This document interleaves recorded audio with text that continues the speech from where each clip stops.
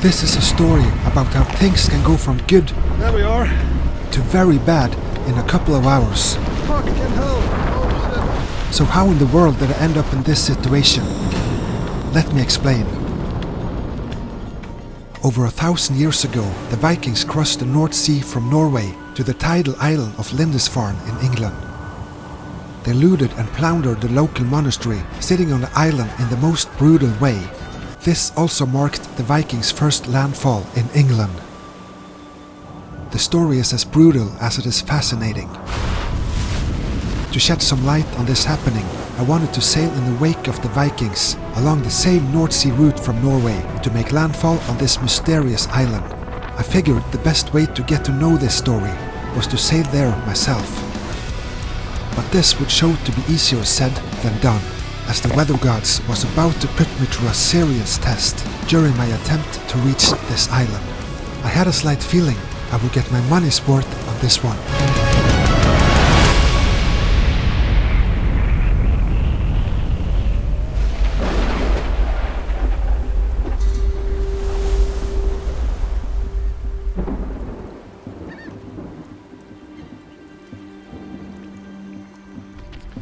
Okay, so now I'm ready for Lindisfarne, 327 miles away. And Silje, are you coming? It's a no. Again, it's a no. So Silje's gonna take a plane over to Lindisfarne, or to Edinburgh, and I'm gonna meet her there in next Saturday. So today is Thursday. So we're going to leave it at that, and let's go. See you soon. I prepared Tessie for departure, but I had some slight second thoughts about the weather report. Winds were shifting in all directions and changing by the hour. Strong winds up to 30 knots was expected as I entered the open ocean, but was supposed to come down shortly after. The uncertainty of the reports made me worried, as I know how fast and predictable North Sea can turn around.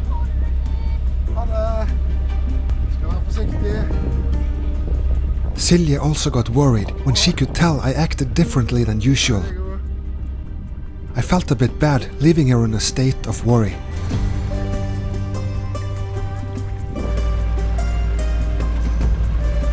But I had taken the choice to depart and was prepared for a bumpy ride the first hours offshore. I counted on the weather to take a turn for the better during the evening. So now I'm passing the Viking farm here in, outside Haugesund. So you know this is the epicenter for the Viking era 1,000 years ago. So it's a good point to start on my voyage to Lindisfarne, where the Viking once rided. So I just want to experience the trip and the sail across the North Sea to see how it might have been in a slightly more modern boat, but it's 2025, so things develop. Now we're going south in the Kampsundet, southwards, and then we will head westwards when we get offshore. So that's going to be it's going to be interesting to see what King Neptune has to offer this time. I think it's going to be slightly challenging. Let's see.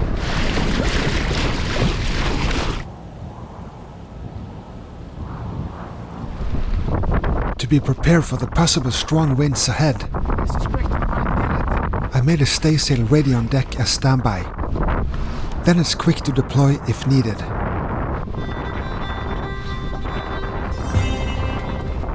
And the bowsprit is out, so I want to retract it. We're gonna have some waves against us. With the bowsprit sticking out, the waves will smash up under it when going upwind, which again can rip it off its brackets. With all lines tight and secured, Tessie was ready for whatever was coming.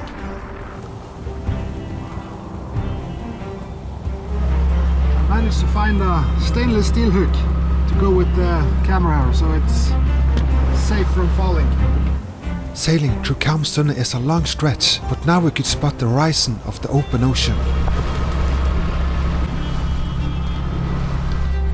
So we are getting close to the end of Karmøy over here. So that means we have to hoist our sail soon and set our course as much as we can towards Lindisfarne.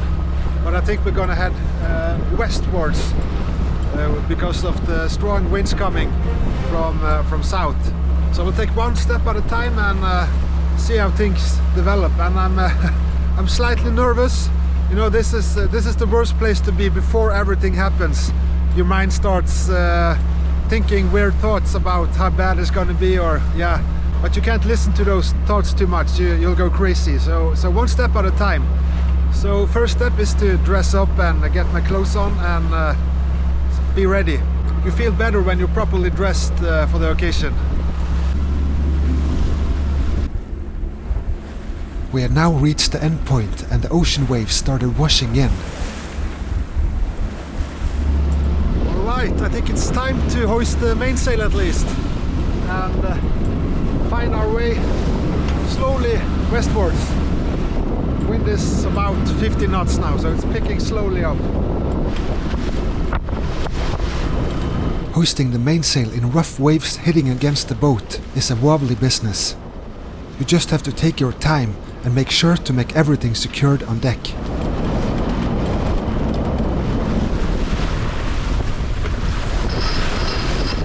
Let's tidy up the mainsail halyard. Get back in the cockpit.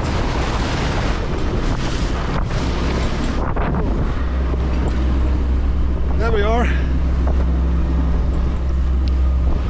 So let's head westwards now.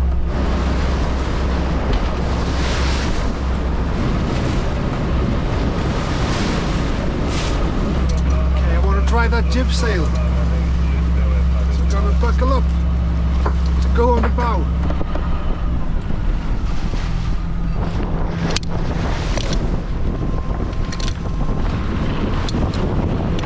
I wanted to make sure not to be overpowered if the wind got too strong.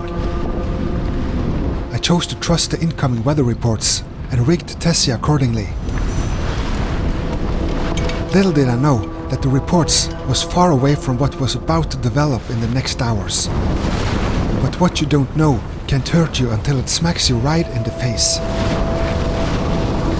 Happily oblivious, I continued on westwards into the North Sea. Got me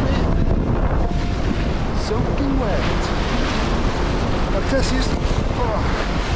Tessie's moving.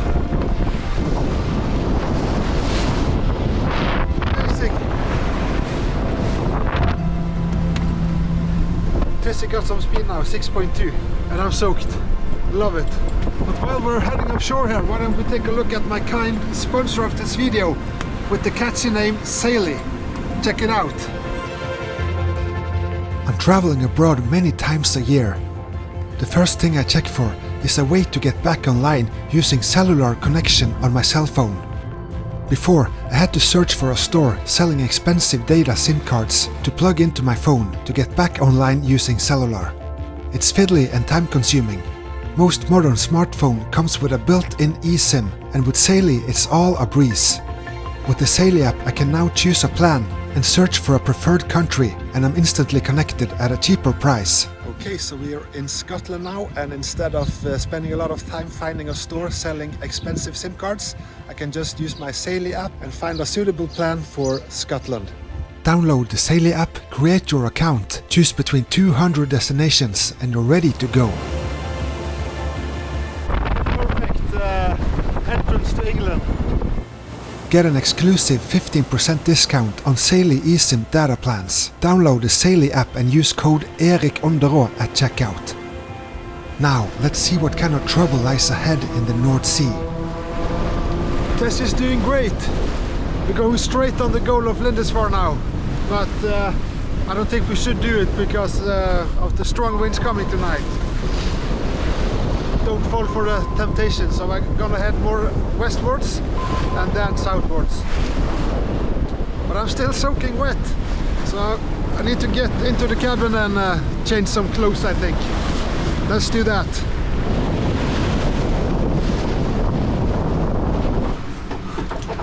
Waves and winds are picking up, slamming over Tessie. She's doing good. Yeah, it's getting cold, so I started the Basto diesel heater.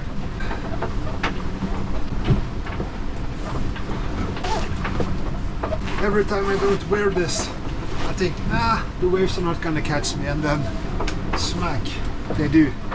Every time. For it to dry a little bit.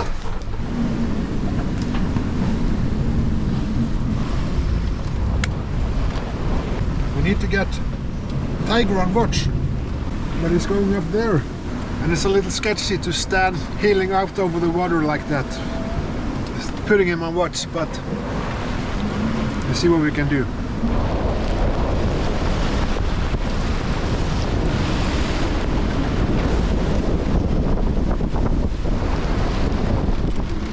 I think Tiger is sitting tight there. You're not going up on the pole tonight. No worries. At this point, 80 nautical miles off the coast, I started to have some second thoughts about the weather as the sky got darker and wind only increasing. Helicopter for the offshore rigs from Stavanger. I think that's the S92 or something. So I'm downloading the latest weather report, so I'm excited to see what's to come. We're hitting 24 knots now with the true wind, and I think we're gonna hit 30 in the afternoon, evening. So that's the exciting part. You don't really know what you're getting yourself into. So I took a shot on this one, on this weather system, and so far so good. But let's see what's to come. I let out some of the sail to take off some pressure as Tessie was getting overpowered by the wind. 25 knots. I think I'm gonna switch to hydroplane. The autopilot is struggling. So let's see if the hydroplane can steer.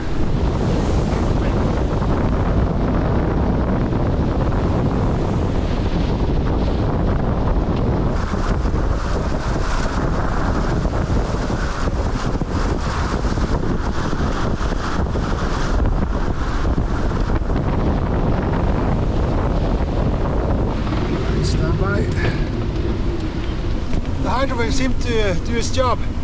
I tied off the wheel again with these pulleys, so I can adjust the course or the trim of the wheel. Whoa!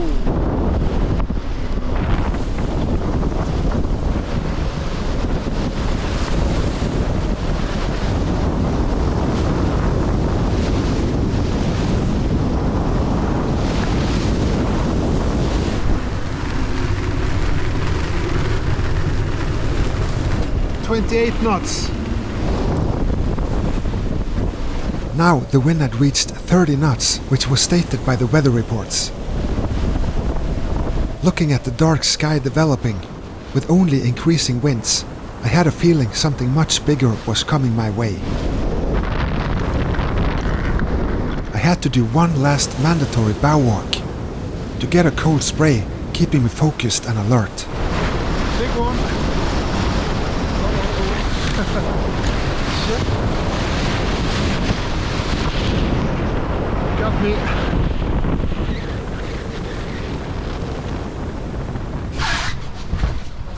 I've been out watching the boat for a couple of hours now, just seeing that everything works. It's not that I don't trust the boat, but I just need to see in these conditions that everything holds up and is good. So I'm just watching the cameras and the chart plotter to watch for AIS signals and stuff, and course changes and wind shifts. And if needed, I'd bounce back up in the cockpit. There's a ship just in front of me now, 0.7 miles off. Check it out. And the wind is peaking 28 knots now, so I think I have to dress up again and go out and take the third deepest reef in the mainsail. It's just to get it done. I now realized I most probably had a tough going ahead. This is the moment I had to focus on staying composed and try not to let the fear get the better of me. We need to come off these waves a little bit. We're too close into them. Pounding against the waves on this specific ancient Viking route made my thoughts wander off to the past. can only imagine how the Vikings did in their longships in this weather, crossing over to Lindisfarne. Whoa! That's something. That is something. Okay, let's reef the sail. I release the mainsail to take out the powers. When crawling forward on deck in this kind of weather, I follow a certain climbing route, holding on to the same spots every time, like the winches and shrouds along the way. With Tessie not being too big, there is always something to hold on to, within an arm's length, compared to a big open deck boat. I pull down the sail until the third and deepest reef reaches the reefing hook on the boom.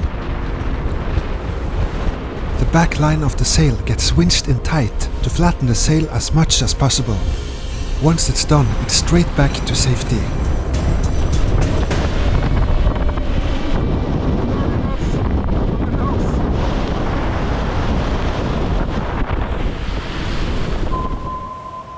We were now 32 nautical miles off the coast of Norway, with weather and waves continuously increasing towards stormy conditions. Now even the jib sail on the bow was too much canvas. It had to come down.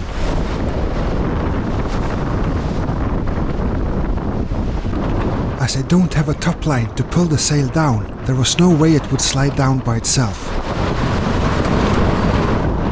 I had to go on the bow myself to secure it.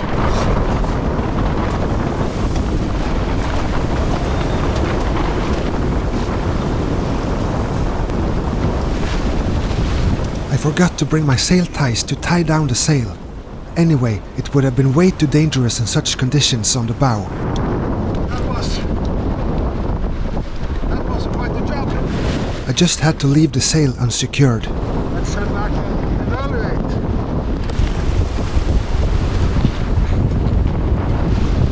Yeah, it's getting a bit crazier. 38 knots now, 34, 36. So I'll just keep heading westwards. I went from southwest to west, and we just have to wait it out and see what happens. The wind is supposed to turn late tonight, after midnight, so we could start heading southwards. Just have to play along with the weather here. It's getting a bit dangerous.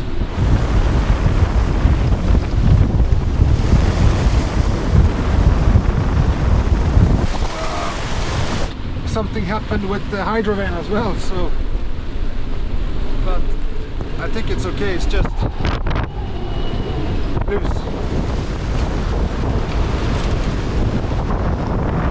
It's peaking 40 knots here now. That was not reported.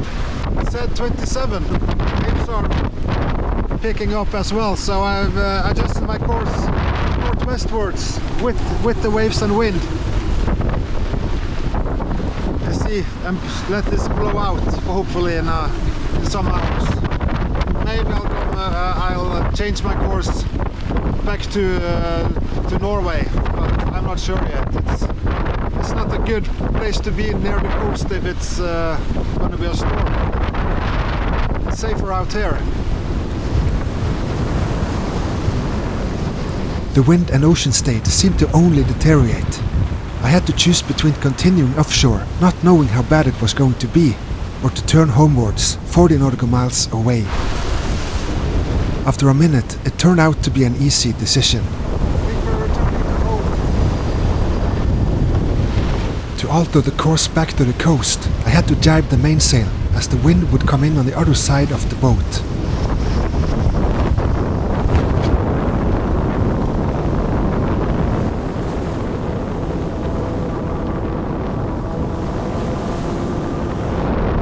Tessie rapidly picked up speed and started surfing the following waves. The sheer pressure from the wind and waves even made a triple reefed mainsail overpowering Tessie. I decided to take it down. Lying somewhat still, wobbling around, I also took a chance to try to secure the staysail before the crashing waves started ripping it apart. managed to hoist a fleek of the foresail now, and we're doing 7 knots towards Utsira, just outside Haugesund. So it's about 29 nautical miles. So that's, I don't know, some hours. But the autopilot can steer now, so seems to be okay. Conditions had now reached storm force, with winds gusting 50 knots.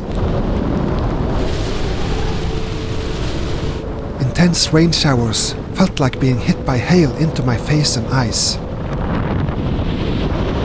The waves came crashing in one after the other, over and over.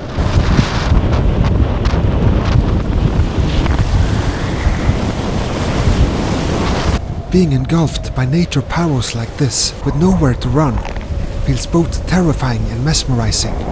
We have no other choice than to endure it. And to make sure to make the correct calls in order to survive.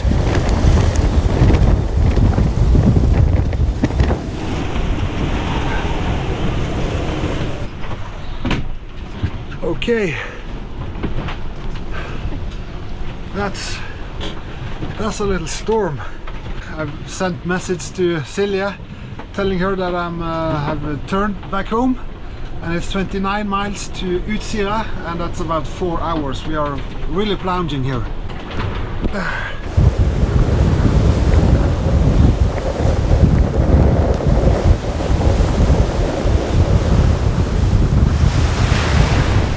Everything seems good. Tessie is strong, and yeah, I'm just taking step by step here. This is the safest place to stay. Oh. It's a phenomenal experience staying inside, listening to the wind and feel how the waves tosses Tessie around like a wine cork. Once in a while, I had to get out to see what was actually going on. It's a flabbergasting experience, being entrapped in the middle of the chaos of Mother Nature.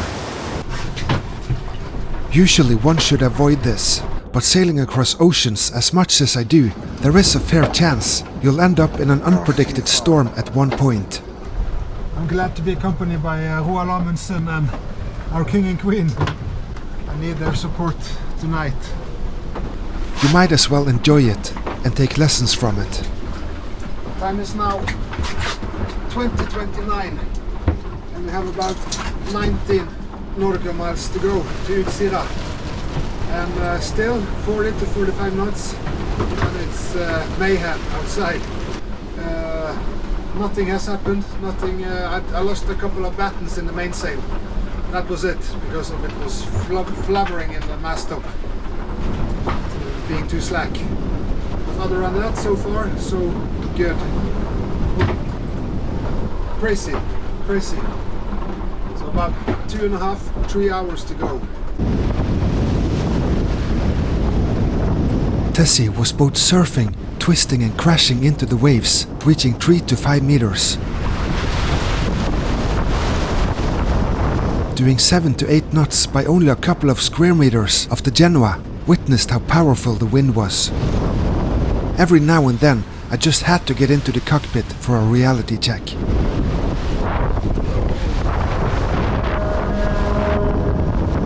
Live life at the fullest, they say.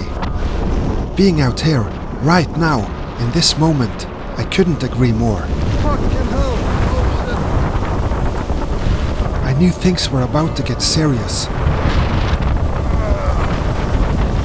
Nevertheless, I had to take part in this as much as possible. I wanted to be exposed of the powers just for a brief moment.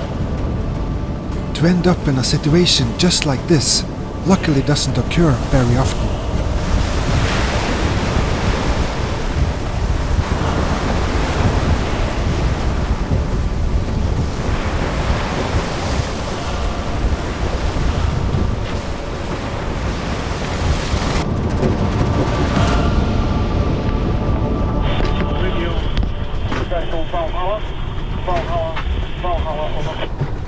Valhalla calling briefly on the radio, I had no plans to go there yet. It's tiring, it's a good training.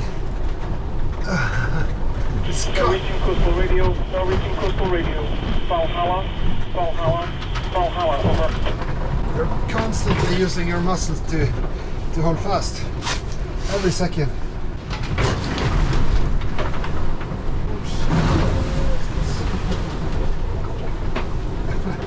And I can't believe what's going outside, just 1.5 meter out here.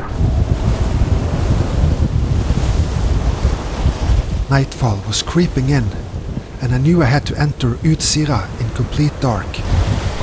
13 miles to go to Utsira. Getting close. I was starting to feel the fatigue after sailing straight for 12 hours without any rest. Alright, seems like we are going to enter Utsira in dark, so let's head out and check and see how far we have gotten. There is spot on my outfit, and this is Utsira over here. I have to say I look forward to take a nap in a calm, cozy port on an island outside Haugesund. Nothing can beat that after a storm.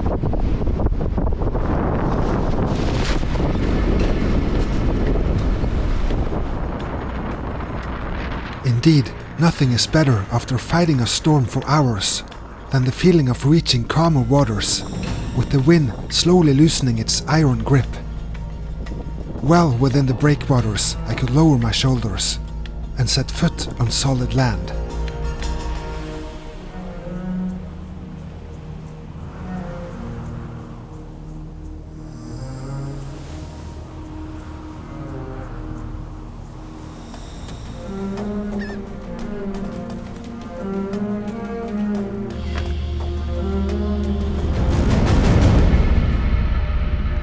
Well, good morning. That was one hell of a ride.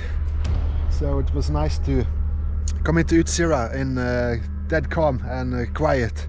It was crazy out there. So now the plan is to check the sail. I ripped a couple of battens out of the top of the mainsail. So this batten is gone. Slide it out, and it broke off here. But that's not too bad. And I have to tidy up and clean up Tessie a little bit. I go back to Haugesund to do that, and then I will look at the weather reports again and see if there's another weather window to get over to Lindisfarne.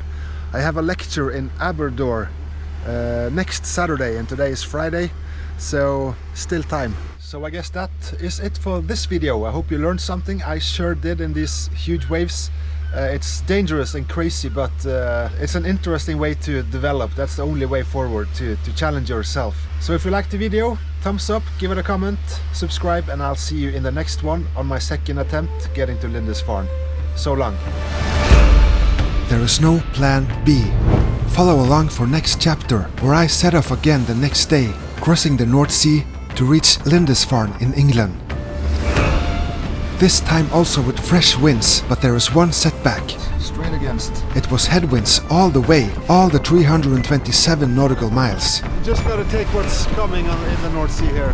100 miles to go now. It did not stop there, Good girl, let's go to sea. as I got tangled up in some damn lobster pots in pitch darkness as I was approaching Lindisfarne. Can't reach it. I'm gonna admit that I have no idea what I'm doing. I thought dropping anchor in Lindisfarne would be a breeze. This is a weird phenomenon. Boy, was I wrong. Follow me on Facebook and Instagram for news and updates. Support my future expeditions on Patreon or PayPal.